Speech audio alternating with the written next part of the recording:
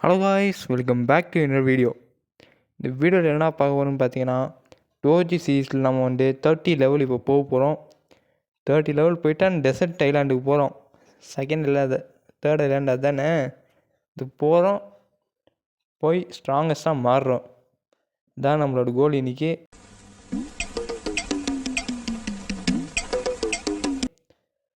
அப்படியே நம்ம அந்த கொரில்லா கிங் கொஸ்ட் அன்லாக் பண்ணிட்டு, இப்போ நம்மளுக்கு வர அந்த காம்பேட்டில் புது ஸ்கில் ஒன்று இருக்கா, அதை போட்டு அப்படியே போகிறோம். ஒருத்தர் அடிச்சிட்ருக்கான் கொரில்லா கிங்க.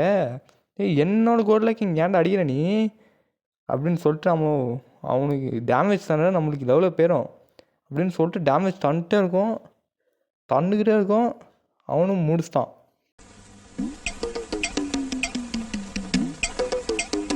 நம்மளுக்கும் வந்துச்சு லெவல் 27 ஏறிட்டோம்.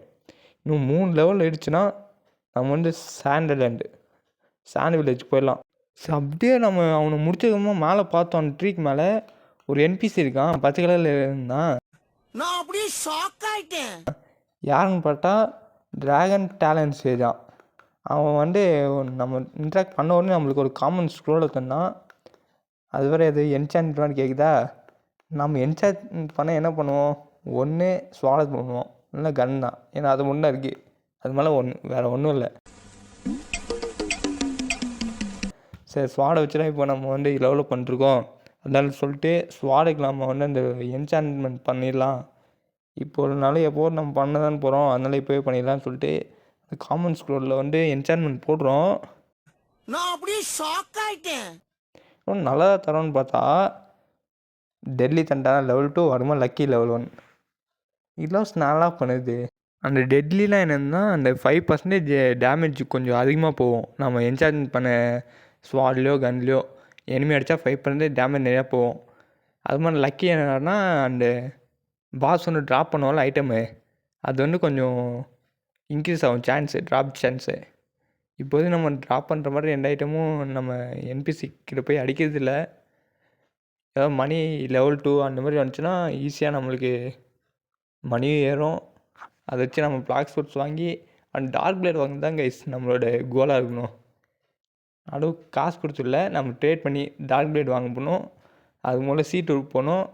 சீட்டுக்கு போயிட்டு டார்க் பிளேட் வாங்கிட்டு நம்ம ஸ்ட்ராங்கஸ்ட்டாக மாறுறது யாருமே தடுக்க முடியாது. பெரிய சோழர் பரம்பரை இவர், ராஜராஜ சோழன், அவர் ராஜேந்திர சோழன். ஃப்ரூட்டே இல்லாமல், ஃப்ரூட் நம்மகிட்ட இப்போ ஒன்றுமே இல்லை.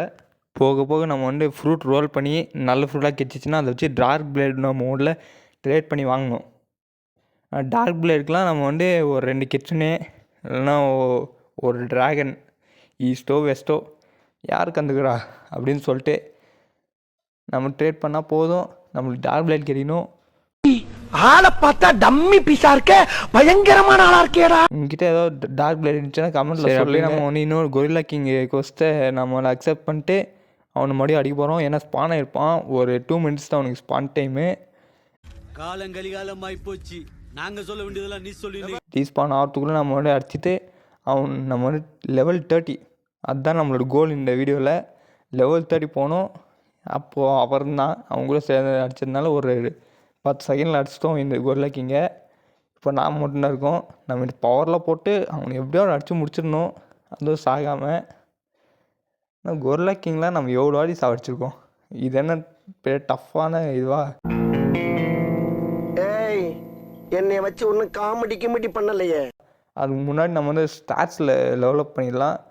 நம்ம எப்படியோ மீலே டிஃபென்ஸ் தான் டெவலப் பண்ணோம். எதுக்குடா மீலே டிஃபென்ஸில் மட்டும் போடுறீங்கன்னு பார்த்தீங்கன்னா, டோஜி என்ன ஒரு மாசான கிளாஸ் ஃப்ளைட்டுன்ற மாதிரி இப்போ நான் என்ன உங்கள்கிட்ட சொல்கிறது, ஃபைட்டர் தானே. ஃபைட்டரு அவன் டிஃபென்ஸ் அதிகமாக இருக்கும்.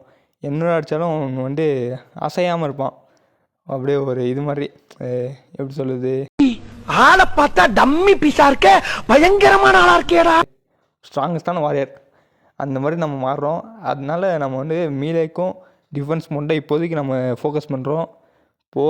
வரப்போகிற வீடியோலாம் நம்ம கன்று வாங்கலாம். கன்னில் ஸ்டார்ட்ஸ் போட்டு அதை வச்சு காம்போலாம் போட்டு எனிமிஸை டிஃபீட் பண்ணலாம். இந்த மாதிரி நிகழ்ச்சி இதுக்கு முன்னாடி நிறைய நடந்திருக்குது, ஆனால் இதுதான் ஃபர்ஸ்ட் டைம். அதில் போக போக பார்ப்போம். ஸோ இப்போதைக்கு நம்ம வந்து ஃபிஸ்ட்டு டிஃபென்ஸ் மட்டும் அதிகமாகி இந்த கொரில்லா கிங்கை முடிச்சுட்டு சாண்ட் வில்லேஜ் அங்கே போகலாம். இந்த வீடியோவில் கன்ஃபார்ம் போகிறோன்ட்டில் 30 லெவல் ஆகுறோம். இன்னொரு 3 லெவல் தான். அவன் வர பாதி எல்லோவுக்கு வந்துட்டான். எல்லோ லைனு டேமேஜ்க்கெலாம் எதுக்கு ப்ரோ எல்லோ லைனு க்ரீன் லைன்லாம் போட்டிருக்கீங்கன்னு கேட்டிங்கன்னா அது ஒரு எஃபெக்ட்டு. அப்போ கொஞ்சமாக அது சீக்கிரமாக முடிக்க முடியும். அந்த மாதிரி ஒரு எடுத்தாரமாக நீங்கள் பிளாக் சூட்ஸ் காணுங்க. நிறையா கேம்லலாம் பார்த்தீங்கன்னா அதுதான் அந்த கான்செப்டே. அப்படி தான் இந்த பேட்டிலோட இன்டென்சிட்டி அதிகப்படுத்துகிற மாதிரி ஒரு ஐடியா. அதனால தான் இதை யூஸ் பண்ணிகிட்ருக்கானுங்க. ஸோ அப்படியும் பேசிக்கிட்டால் நம்ம வந்து ரெட் லைனில் வந்துட்டோம். இன்னொரு 2 அடியில் கன்ஃபார்ம் முடிஞ்சிடுவான். நம்ம ஸ்வாடுக்கு தான் ஏற்றணும். ஸ்வாடு நெக்ஸ்ட்டு அட்டாக் கிடைக்கணும் நம்மளுக்கு. அவ்வளோதான் கைஸ். கொரில்லா கிங்கையும் முடிச்சாச்சு. நம்ம லெவல் 29 இருக்கோமா? இன்னும் கொஞ்சம் தான் கைஸ் போய்க்கலாம். சரி நெக்ஸ்ட் வீடியோவில் பார்க்கலாம். Bye guys. ரைட்லா ரைட்டு.